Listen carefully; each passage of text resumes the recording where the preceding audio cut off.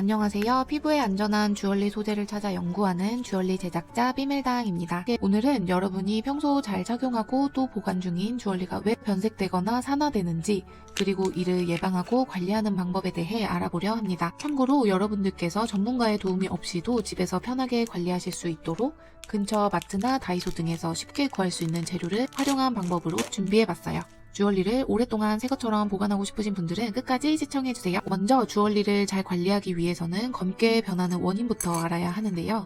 까맣게 돼버린 이 변색의 주범은 바로 산화 현상입니다. 산화란 금속이 공기, 습기, 땀 또는 화장품과 같은 화학물질과 반응해서 표면이 변색되거나 광택을 잃는 부식 현상을 말합니다. 예를 들어 실버는 공기 중의 황 성분과 반응해 검게 변색이 되죠. 이를 황화라고 하기도 합니다. 그리고 금은 순도가 높을수록 산화에 영향을 받진 않지만 합금된 금속, 즉 14K, 18K 제품들은 순금 성분과 은, 구리, 니켈, 팔라듐과 같은 추가 금속이 들어있기 때문에 금 제품의 변색 관리 및 보관에도 이 영상을 함께 참고해 주시면 좋겠습니다.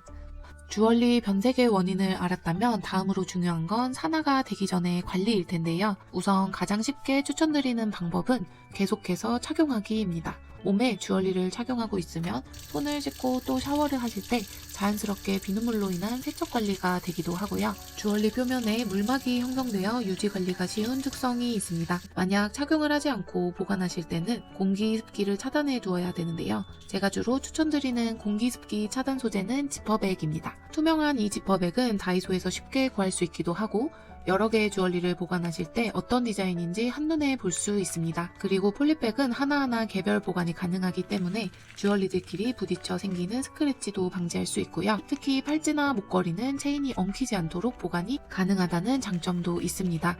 이 영상의 끝부분에 폴리백을 활용한 주얼리별 보관 팁도 있으니 잘 참고해주세요. 자, 그럼 다음은 산화된 주얼리를 복구하는 관리 방법인데요. 제가 추천드리는 순위를 기준으로 3가지 간단한 방법 알려드릴게요. 먼저 3위는 소금과 식초를 활용한 방법입니다. 우선 세척할 주얼리를 뜨거운 물에 10분간 담아 불려주시면 좋습니다. 금이나 은의 변색은 표면 현상에 영향이 크기 때문에 먼저 겉부분에 이물질 등을 불리거나 씻어서 부드럽게 만들어주시는 시간을 들이면 좀 더 효과적입니다. 그리고 뜨거운 물에 주얼리를 불리는 동안 소금과 식초를 1:1의 비율로 섞어서 소금이 잘 녹을 수 있도록 저어주세요.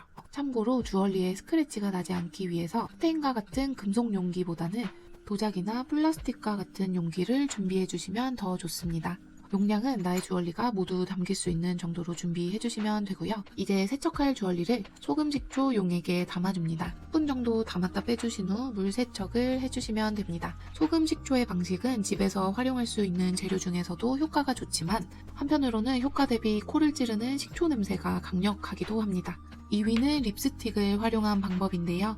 필요한 재료는 립스틱, 마른 티슈, 중성 세제이고요. 간단한 재료에 비해 주얼리 세척이 꽤 효과가 있습니다. 마른 티슈에 립스틱을 묻혀주신 다음 검게 변한 부분을 집중적으로 닦아주신 후 미지근한 물과 비누로 세척해주시는 아주 간단한 방법입니다. 티슈로 표면을 강하게 연마해 산화된 부분을 벗겨내는 방식이라서 조금 더 힘있게 닦아주시면 하얘지고요.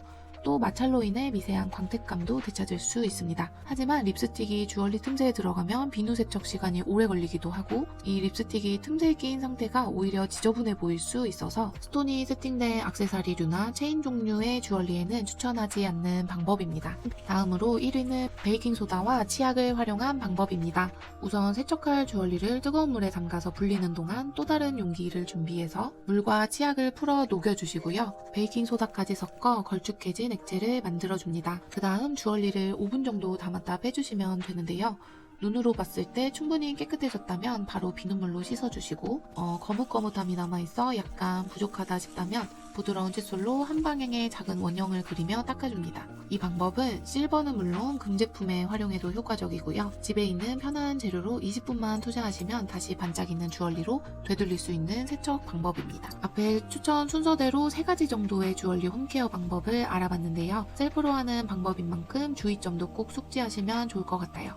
먼저 앞에 3가지 방법은 집에서도 편하게 실천할 수 있는 세척법이기도 하지만 디테일이 많은 파인 주얼리류나 진주, 에메랄드 같은 보석류가 세팅된 주얼리는 원석의 빛감과 형태에 변형이 올 수도 있기 때문에 사전 주의가 꼭 필요합니다. 특히 진주나 에메랄드 같은 유색 보석은 평소에 부드러운 천으로 화장품이나 피부 기름 등을 자주 닦아주시고요. 또 지퍼백 밀봉을 통해서 미리미리 꼼꼼하게 관리해주시는 방법이 가장 좋습니다. 그리고 도금이 되어 있는 주얼리의 경우도 앞에 세척법을 권장드리진 않습니다.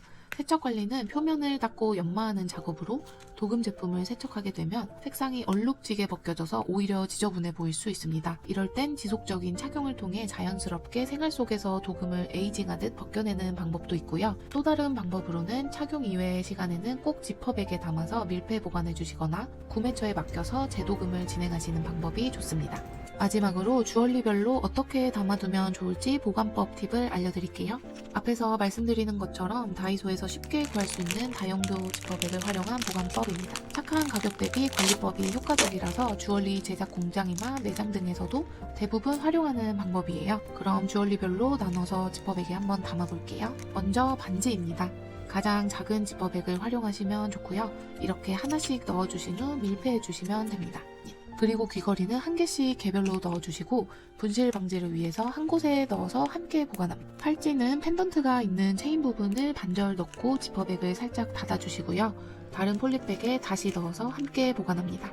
같은 방법으로 목걸이도 넣어줄 건데요. 목걸이는 길이가 조금 더 길기 때문에 펜던트 부분과 잠금 장식 부분을 반반씩 담아주신 후 겹쳐서 한 곳에 넣어주시면 체인이 엉킬 일도 없고 한눈에도 깔끔하게 보관할 수 있어요.